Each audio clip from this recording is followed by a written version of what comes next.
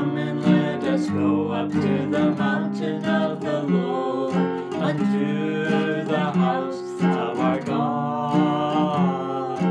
Come and let us go up to the mountain of the Lord, unto the house of our God. And He will teach us of His ways, and we will walk in His paths. For the law shall go forth from Zion, and the word of the Lord from Jerusalem.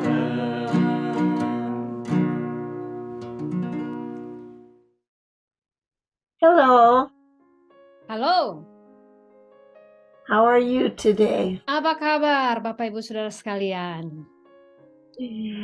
We are going to study some good news today. Hari ini kita akan belajar kabar baik. Revelation 1 verse 5. Wahyu 1 ayat 5, firman Tuhan. Dan dari Yesus Kristus, saksi yang setia, yang pertama bangkit dari antara orang mati, dan yang berkuasa atas raja-raja bumi ini. Bagi Dia yang mengasihi kita dan yang telah melepaskan kita dari dosa kita oleh darah-Nya. Isn't it amazing that Jesus loved us Saudaraku, bukankah hal ini luar biasa karena Yesus mengasihi kita? and that His Father sent His Son to this earth to die for us? Dan Allah Bapa rela mengutus anak yang tunggal datang ke bumi ini untuk mati bagi kita. So that we can be reconciled to Father God through Jesus Christ. Supaya kita manusia yang berdosa ini bisa diperdamaikan dengan Bapa oleh Yesus Kristus. Let us read Mark 16:16. Kita baca Markus 16 ayat 16. Siapa yang percaya dan dibaptis akan diselamatkan, tetapi siapa yang tidak percaya akan dihukum. So this is the key truth here. Di sini ada kunci, ya, kebenaran kunci di dalam ayat ini.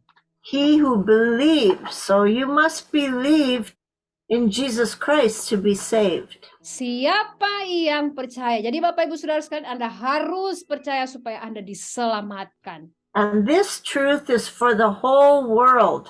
Dan kebenaran ini adalah bagi semua orang, tidak ada pengecualian.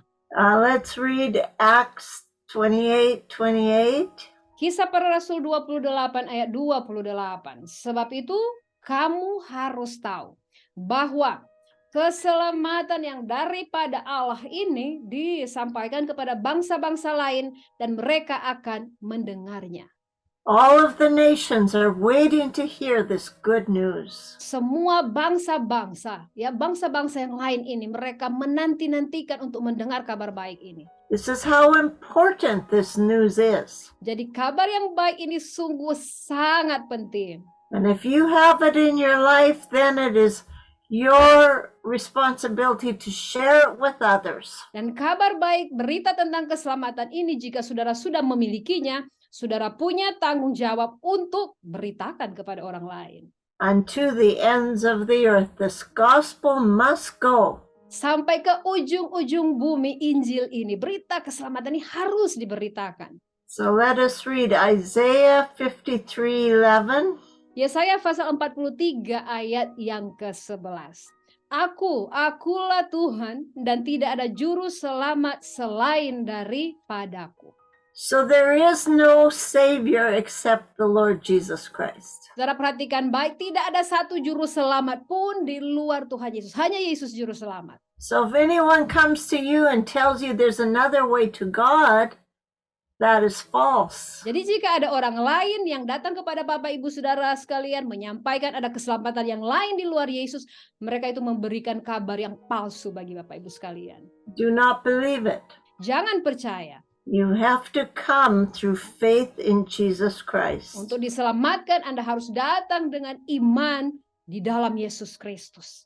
And this is confirmed in Matthew 1:21 when the angel told Mary that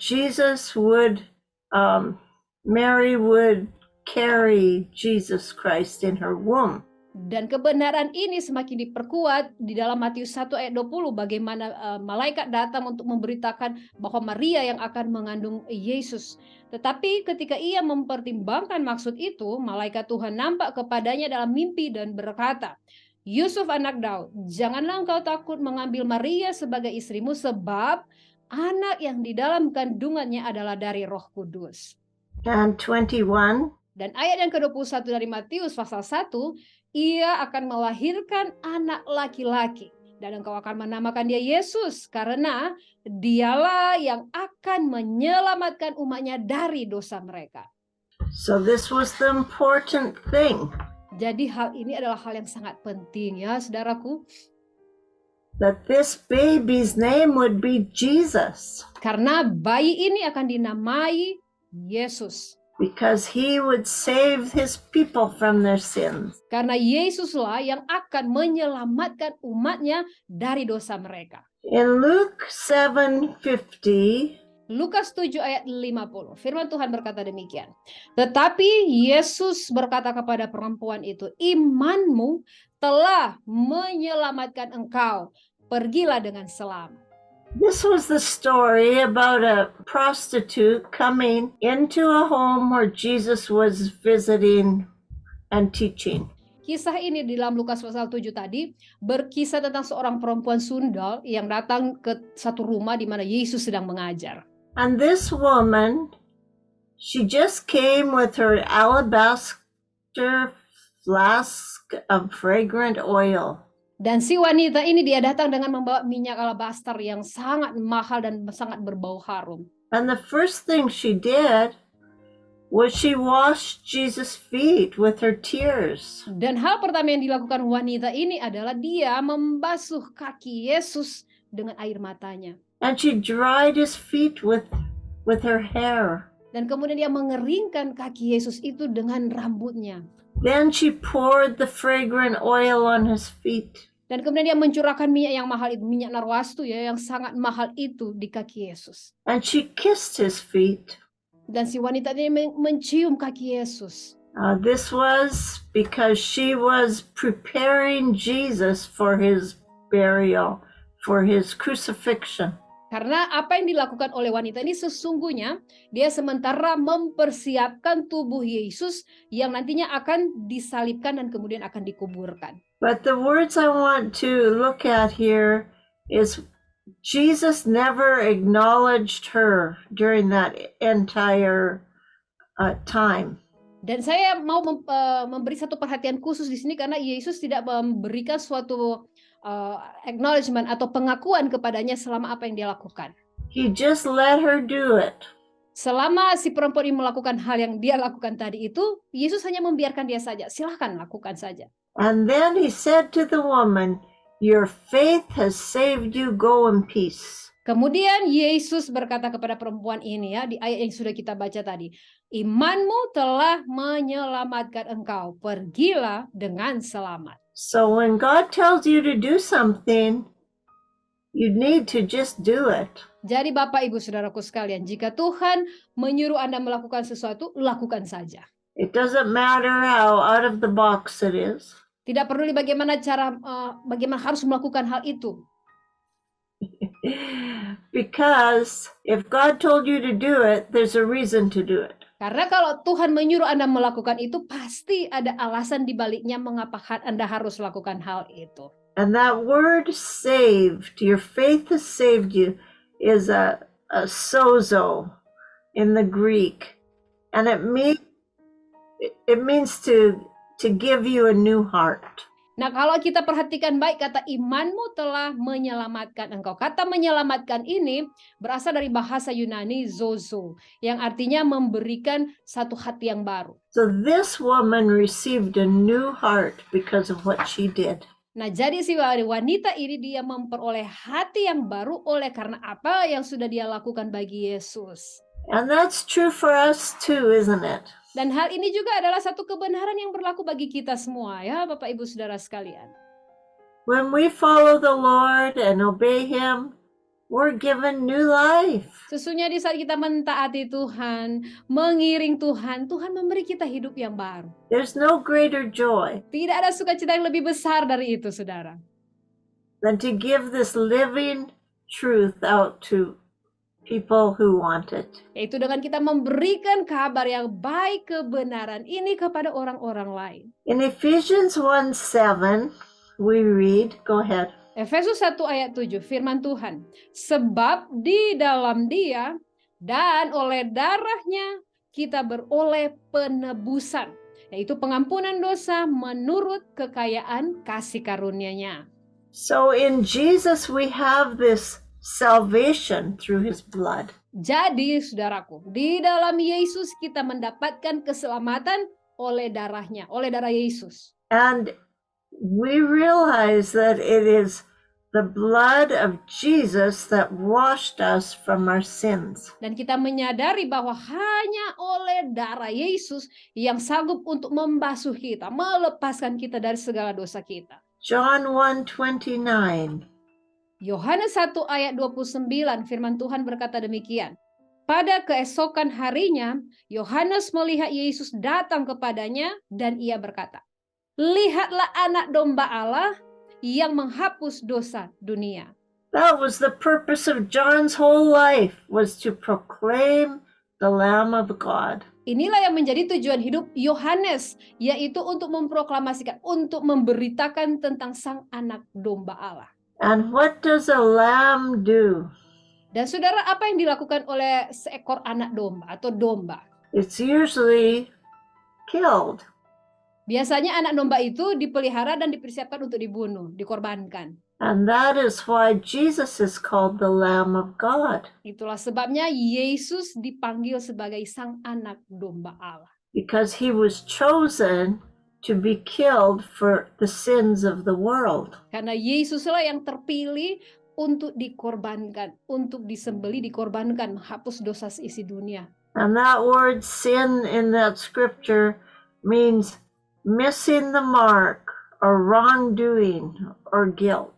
Nah, kalau kita melihat kata dosa di Yohanes 1 ayat 29 dalam bahasa Yunaninya adalah berarti meleset dari sasaran atau pelanggaran atau kita berbuat salah. There is no way that man can rid himself of his own sin. Tidak ada satupun cara yang bisa kita manusia ya lakukan untuk bisa terbebas dari dosa kita. Tidak ada, saudara. King David realized that in Psalm 51 too.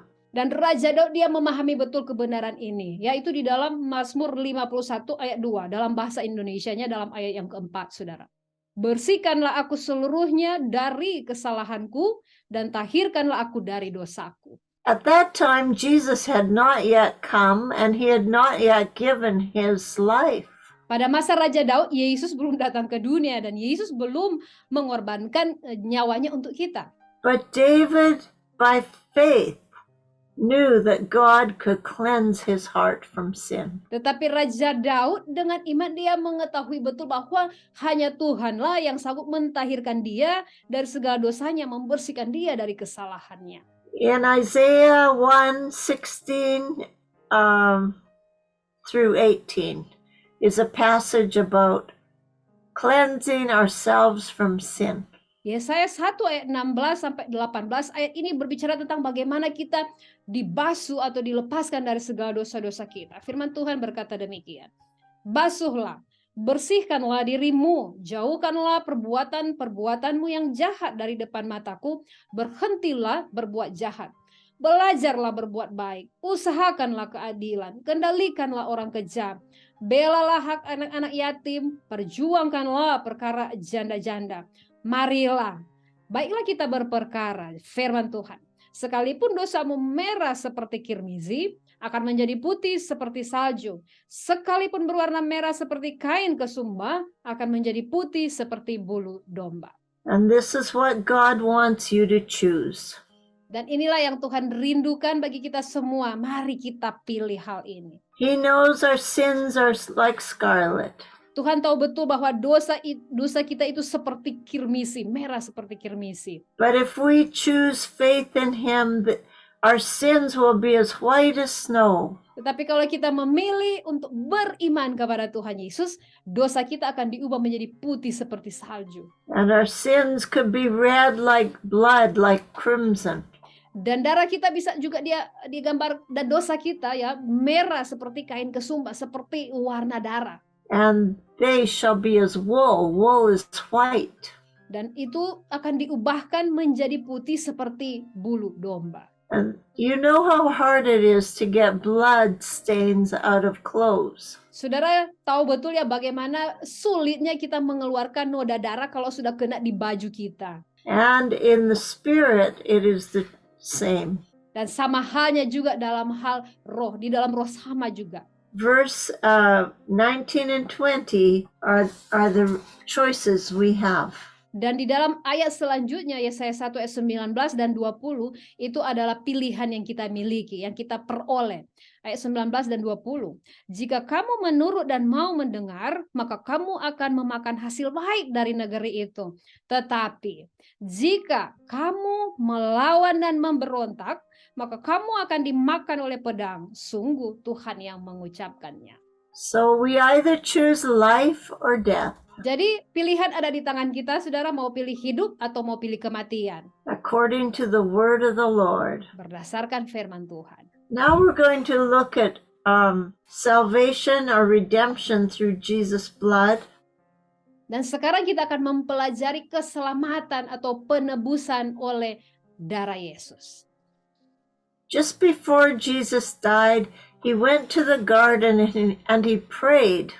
Sebelum Yesus menghadapi salib, mati di kayu salib, dia pergi ke taman Getsemani dan berdoa di sana. Let us read Luke 22:44. Lukas 22 ayat 44 firman Tuhan. Ia, Yesus, sangat ketakutan dan makin bersungguh-sungguh berdoa. Peluhnya atau keringatnya menjadi seperti titik-titik darah yang bertetesan ke tanah. No man had ever experienced anything like this before. Tidak ada seorang manusia pun yang mengalami pengalaman seperti yang Yesus alami seperti ini. Jesus, who was a perfect, sinless man, was about to enter the world of sin. Yesus yang dalam keberadaannya sebagai manusia yang sempurna tanpa dosa, sudah akan memasuki tahap pada dunia yang penuh dengan dosa ini. And as he prayed, he entered the agony of it. Dan ketika Yesus berdoa, dia masuk ke dalam satu ketakutan yang sangat besar. Dia sangat-sangat bergumul. It was so agonizing that the sweat drops became blood drops. Karena pergumulannya yang sangat besar ini, sehingga keringat Yesus itu menjadi titik-titik darah. So let us realize the price that Jesus paid for our redemption. Jadi saudaraku, marilah kita sungguh-sungguh menyadari betapa besarnya harga yang harus Tuhan Yesus bayar untuk membebaskan kita. John 19:34. Yohanes 19 ayat 34 firman Tuhan. Tetapi seorang dari antara prajurit itu menikam lambungnya dengan tombak dan segera mengalir keluar darah dan air. Here again, Jesus' blood came out of his side. Di sini kita melihat ya bagaimana darah Yesus keluar dari lambungnya atau bagian samping tubuhnya. It was the soldier that cut him with his sword. Di sini kita melihat bagaimana seorang prajurit yang menikam lambung Yesus dengan tombak. And the blood in English we say whooshed out, just came out at a speed.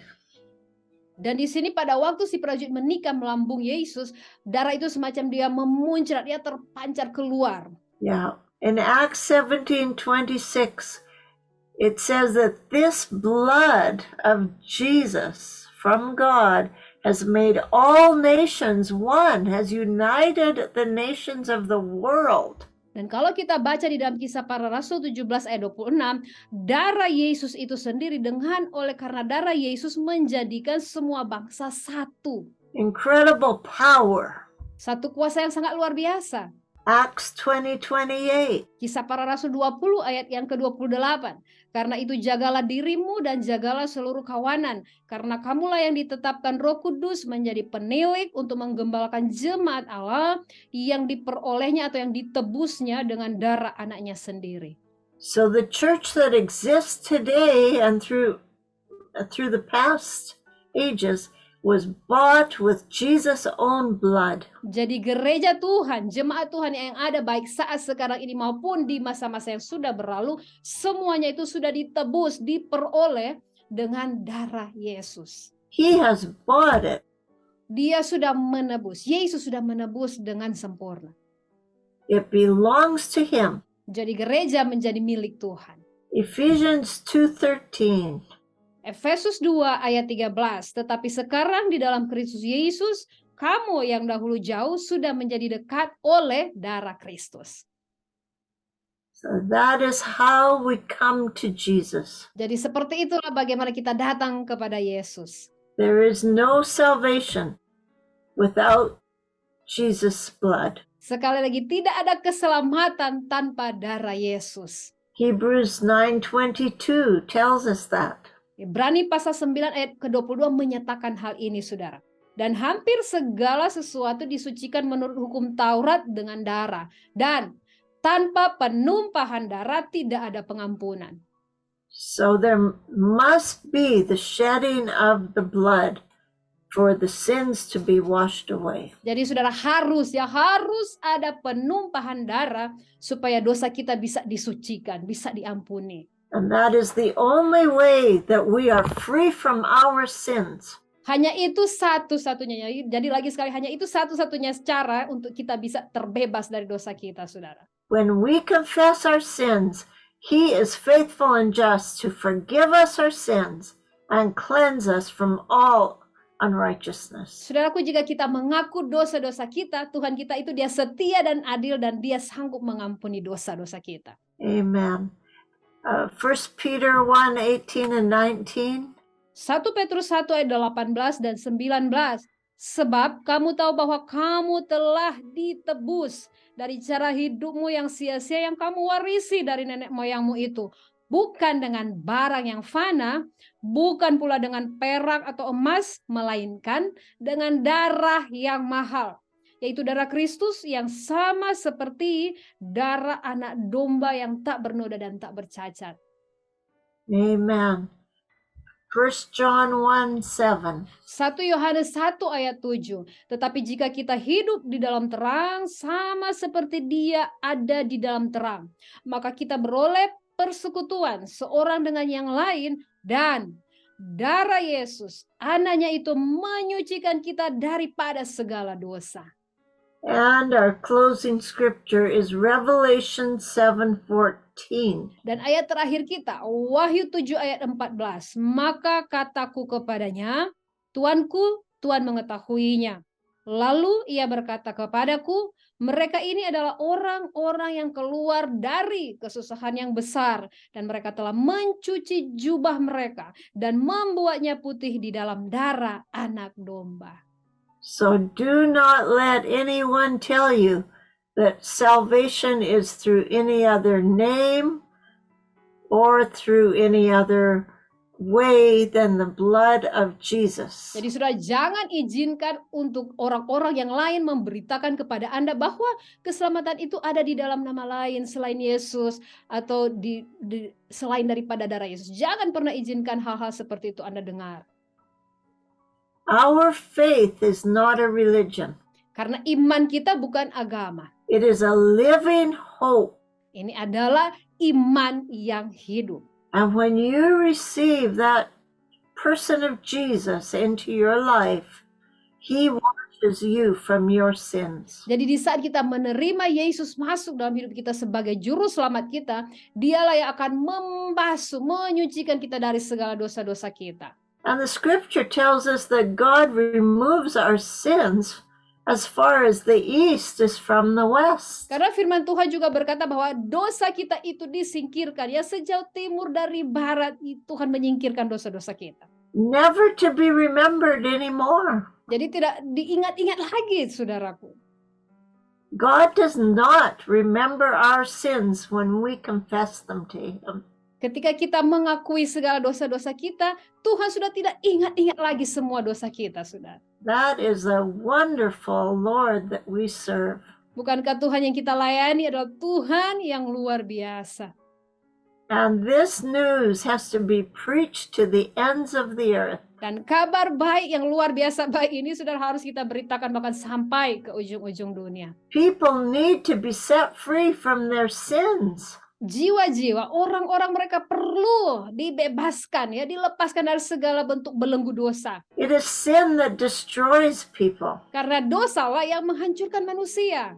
And if we want to help people, we need to bring them the true gospel of Jesus. Nah, kalau kita mau sungguh-sungguh tolong orang, saudara, kita harus bawa mereka, sampaikan kebenaran yang hanya ada di dalam Tuhan Yesus. So the Lord bless you as you go out and are a blessing to those around you. Dan kiranya Tuhan Yesus memberkati Bapak Ibu Saudara sekalian di saat Anda pergi keluar, dan biarlah Bapak Ibu Saudara sekalian menjadi berkat bagi orang-orang di sekitar Anda yang akan nanti Anda temui. And I hope you will bless many people with this truth about the blood of Jesus Christ. Dan merupakan harapan saya bahwa Anda akan membawa berkat ini, ya, menjadi berkat untuk memberitakan kebenaran tentang Yesus Kristus. It is not just a religion that we remember once a year at Easter. Jadi ini bukan hanya sekedar upacara agamawi yang kita ingat setiap tahun, ya, kita rayakan Paskah. It is a living hope that we walk in every day of our life. Tapi ini adalah berbicara tentang pengharapan kita yang hidup, yang kita hidupi hari lepas hari. It gives us strength for the day. Yang memberikan kepada kita kekuatan untuk menjalani hari-hari hidup kita. It gives us life and victory. Yang memberikan kepada kita kehidupan yang sejati dan kemenangan. In Jesus' name, amen. Di dalam nama Tuhan Yesus, amin. Come and let us go up to the mountain of the Lord, unto